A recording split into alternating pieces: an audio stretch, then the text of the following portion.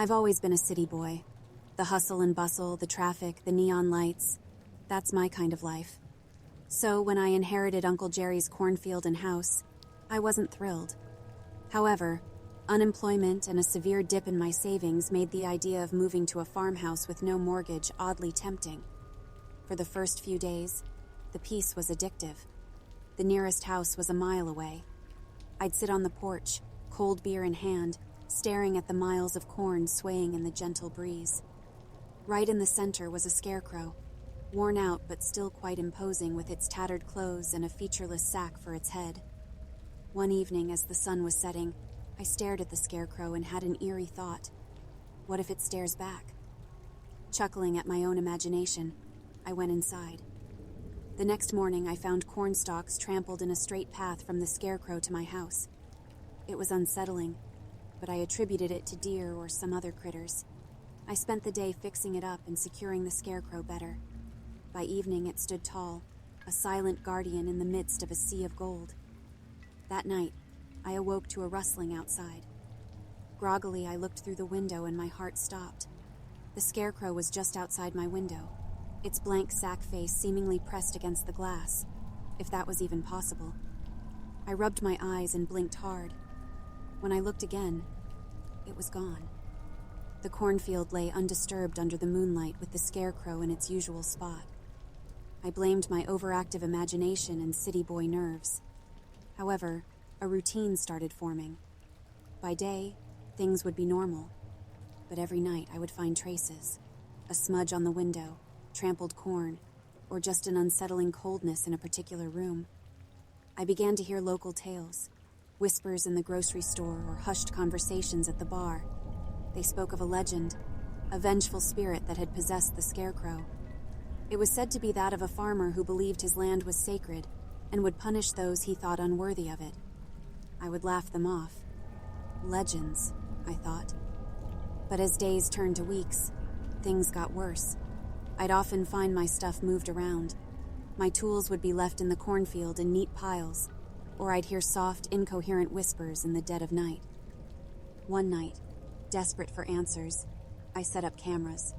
The night was particularly windy. I remember the sound of corn rustling, merging with the distant hoot of an owl. I was awakened by a loud bang downstairs. I rushed down to find my living room trashed. The footage on the camera showed something I couldn't explain. It depicted the scarecrow, slowly moving, one jerky step at a time, its head tilting oddly as if studying the surroundings. But what truly horrified me was the last part of the footage. It showed the scarecrow standing still for a long time, then slowly turning its head, as if looking directly into the camera.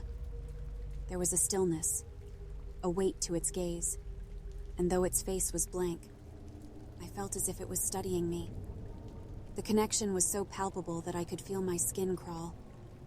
Morning couldn't come soon enough. I took the footage to the town's elderly, Mrs. Hawthorne, who was known for her knowledge on local lore.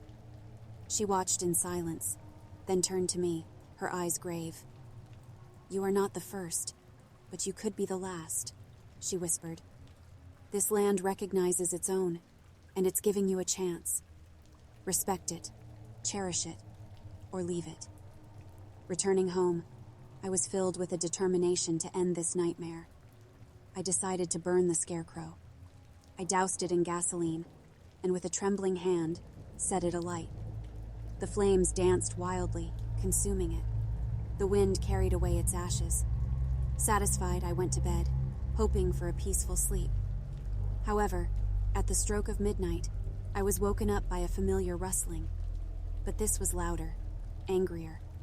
My bedroom door slowly creaked open, revealing the silhouette of the scarecrow, untouched by the flames, its posture more menacing than ever.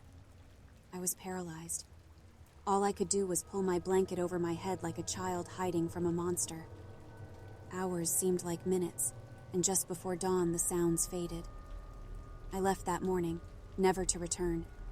I sold the land at a loss and moved back to the city. But the peace I once felt was gone. The city lights no longer seemed warm. Every rustling leaf, every shadow filled me with dread. It was as if the scarecrow was everywhere, watching, waiting. Was it the land? Or had I angered something more ancient, more primal? And so, if you ever find yourself inheriting land or moving to a place that feels ancient, remember, some places are not meant to be disturbed. They have eyes, memories, and a lingering presence that never truly lets you go. You know, there's a small cornfield just on the outskirts of your town, too. Perhaps you've seen it while driving by. If you ever feel the urge to stop and stare at its Scarecrow, resist it. Because you never know if it might just decide to stare back.